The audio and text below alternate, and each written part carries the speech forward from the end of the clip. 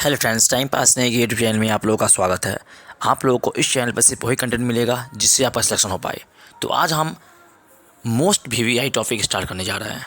यकीन मानिए कि इससे बाहर आपका कोई क्वेश्चन नहीं छूटेगा। तो चलिए बिना देर के वीडियो को स्टार्ट करते हैं।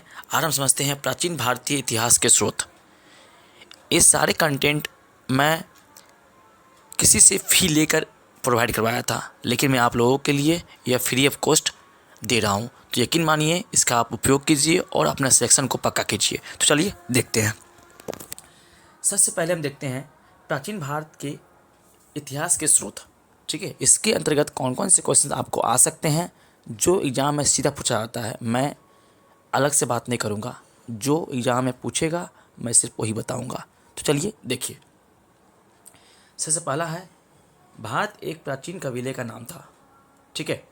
सेकेंड क्वेश्चन है, यूनानी भारत को इंडे और अरब इसे हिंद कहते थे। किसे? तो भारत को पहले। ठीक है। चलिए अब देखते हैं आगे और समझते हैं यहाँ से। मध्यकाल में भारत को हिंदुस्तान कहा जाने लगा। मध्यकाल में क्या जाने लगा भारत को? तो हिंदुस्तान कहा जाने लगा। ठीक है, ये भी देखिएगा याद करके। चलिए आगे देखते हैं और समझते हैं यहाँ से कुछ इंपॉर्टेंट क्वेश्चंस को। चलिए थोड़ा सा बड़े कर लेते हैं। अब देखिए आगे, भारत का सर्वप्राचीन ग्रंथ वेद है। इसके संकलनकर्ता महर्षि कृष्ण देव पायन वेद व्यास को माना जाता है। ठीक है, आपको पूछे कि भारत का प्राचीनतम ग्रंथ कौन सा है, तो वो कौन सा है? तो वो है वेद है। ठीक है, और इसके संकलनकर्ता कौन है? तो महर्षि कृष्ण देव पायन वेद व्यास को कहा जाता है। ठीक है, चलिए आगे देखते हैं। इसके अनुसार ऋग्वेद, यजुर्वेद, सामवेद और अथर्ववेद को संयुक्त रूप से संहिता कहा जाता है। ठीक है, कि कहा जाता है तो संहिता। चलिए देखते हैं आगे और समझते हैं। तो सबसे पहले देखते हैं हम ऋग्वेद। ऋग्वेद में 10 मंडल, 1028 सूक्त और 10,462 ऋचाएँ हैं, और इसके रचयिता कौन है? विश्वामित्र है। ठीक है, इसके ऋग्वेद के। चलिए देखते हैं आगे। ऋग्वेद को पढ़ने वाले ऋषि को होत्री कहते हैं। ठीक है, चलिए देखते हैं हम आगे और समझते हैं यहाँ से कुछ इंपॉर्टेंट क्वेश्चंस को। अब ये सारे क्वेश्चन सिलेक्टेड है। यकीन मानिए कि सीधा क्वेश्चंस यहाँ से आ सकते हैं, सीधा हूबहू क्वेश्चन आ सकते हैं। चलिए देखते आगे। ऋग्वेद के तीसरे मंडल में सूर्य देवता सावित्री को समर्पित प्रसिद्ध गायत्री मंत्र है। ठीक है, और इसके 9वें मंडल में देवता सोम को का उल्लेख है। ठीक है, किसके? तो ऋग्वेद के 9वें मंडल में किसका उल्लेख है? तो देवता सोम का उल्लेख है। जबकि है तीसरे मंडल में सूर्य देवता सावित्री को समर्पित प्रसिद्ध गायत्री मंत्र है। चल लिखते आगे।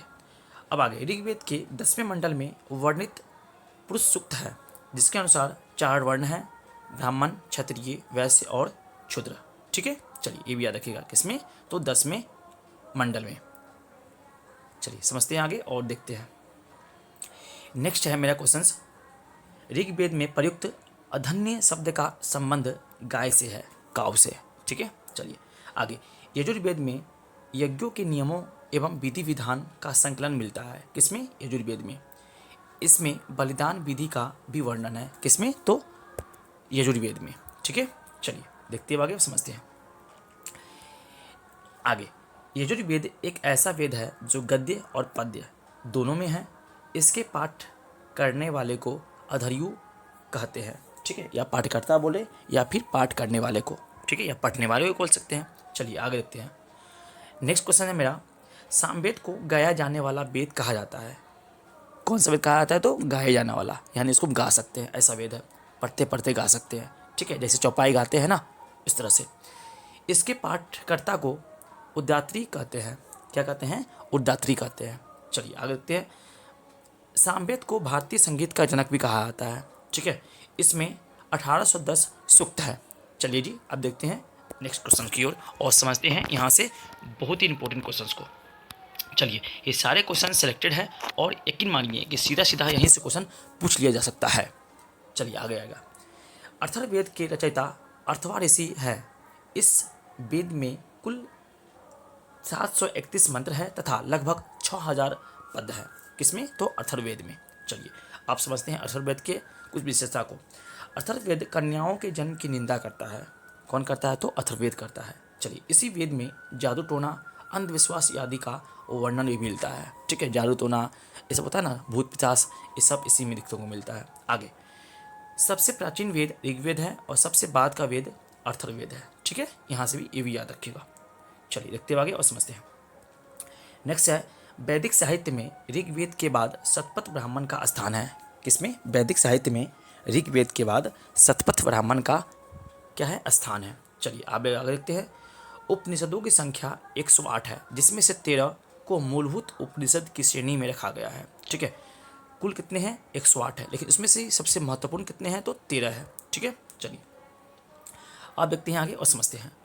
स्त्री की सर्वाधिक गिरी हुई स्थिति मैत्रेयी संहिता से प्राप्त होती है। किससे प्राप्त होती है? तो मैत्रेयी संहिता से प्राप्त होती है। चलिए आगे देखते हैं। नेक्स्ट क्वेश्चन है शतपथ ब्राह्मण में स्त्री को पुरुष की अर्धांगिनी कहा गया है। किसमें? तो शतपथ ब्राह्मण में है ना, पुरुष को मतलब स्त्री को पुरुष की अर्धांगिनी कहा गया है। चलिए देखते आगे समझते हैं। वेदों को भली भांति समझने के लिए 6 वेदांगों की रचना हुई है। यानी कि आपको पूछे वेदांगों की संख्या कितनी है? तो 6 है। ठीक है, यहाँ से यह स्पष्ट है। चलिए अब समझते हैं आगे और देखते हैं मोस्ट इंपॉर्टेंट क्वेश्चंस को। चलिए यहाँ से देखते हैं आगे और देखते हैं। ये सारे क्वेश्चन सिलेक्टेड है। चलिए आगे देखते हैं।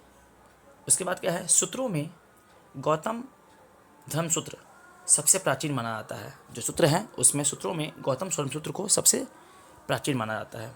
चलिए आगे देखते हैं। पुराणों की संख्या 18 है। इसके रचयिता लोमहर्ष और इसके पुत्र अग्रश्रवा को माना जाता है। ठीक है, चलिए अब समझते हैं आगे और देखिए। पुराणों में मत्स्य पुराण सबसे प्राचीन एवं प्रमाणिक है। यानी कि सबसे कह सकते हैं सबसे पुराना जो पुराण है वो मत्स्य पुराण है और प्रमाणिक भी है। चलिए आगे देखते हैं। नेक्स्ट क्वेश्चन है स्त्रियां तथा शूद्र जिन्हें वेद पढ़ने की अनुमति नहीं थी वो भी पुराण सुन सकते थे। ठीक है, ये भी याद रखिएगा। यानी स्त्री और शूद्र को वेद पढ़ने की अनुमति नहीं थी, लेकिन वह पुराण का जो पाठ है वो सुन सकते थे। ठीक है, ये कहने का मतलब है। चलिए आगे देखते हैं। जातक में बुद्ध की पुनर्जन्म की कहानी का वर्णन है। जो जातक है ना, बौद्ध धर्म का पवित्र ग्रंथ माना जाता है इसे।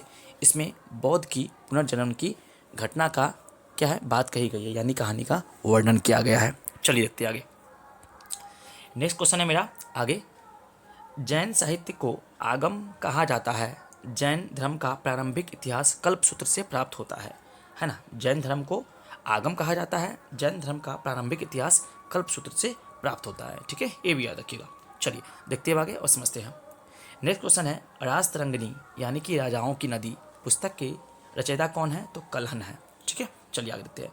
चचनामा पुस्तक के लेखक कौन है? अली अहमद है। ठीक है, ये भी याद रखिएगा। ये सारे क्वेश्चन सिलेक्टेड है। यकीन मानिए कि आपको पूरा क्वेश्चन यहीं से मिल जाएगा। अगर इतिहास में ऐसा क्वेश्चन पूछा जाए तो मैं आपको पूरा सिलेबस पूरा करवाऊंगा। ठीक है, एसएससी और रेलवे के लिए। चलिए देखते आगे। अष्टाध्यायी यानी संस्कृत भाषा के व्याकरण की प्रथम पुस्तक है कौन है? तो अष्टाध्यायी है। इसके लेखक कौन है? तो पाणिनि है। ये भी याद रखिएगा। अष्टाध्यायी में पहली बार लिपि शब्द का प्रयोग हुआ है। अगर आपसे पूछ दिया जाए कि लिपि शब्द का प्रयोग सबसे पहले कहाँ पर हुआ, तो अष्टाध्यायी पुस्तक में ही हुआ है। ठीक है, ये भी याद रखिएगा। चलिए आगे देखते हैं आगे।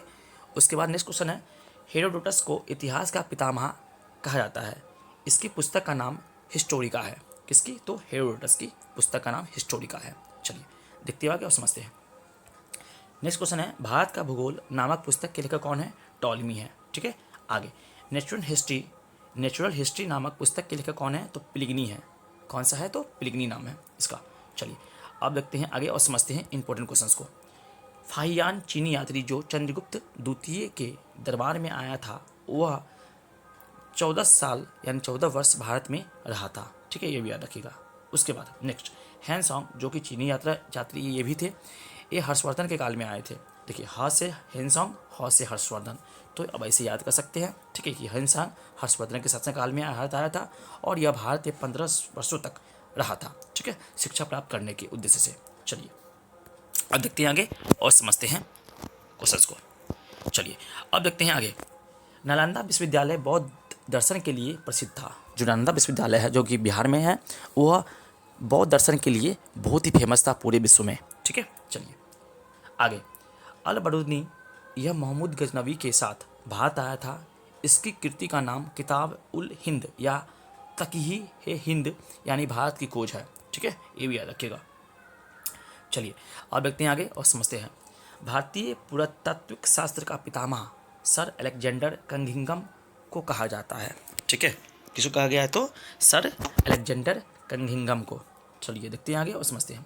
सर्वप्रथम भारतवर्ष का जिक्र हाथी गुम्फा अभिलेख से मिलता है। कहाँ मिलता है? तो हाथी गुम्फा अभिलेख से मिलता है। चलिए देखते हैं आगे और समझते हैं।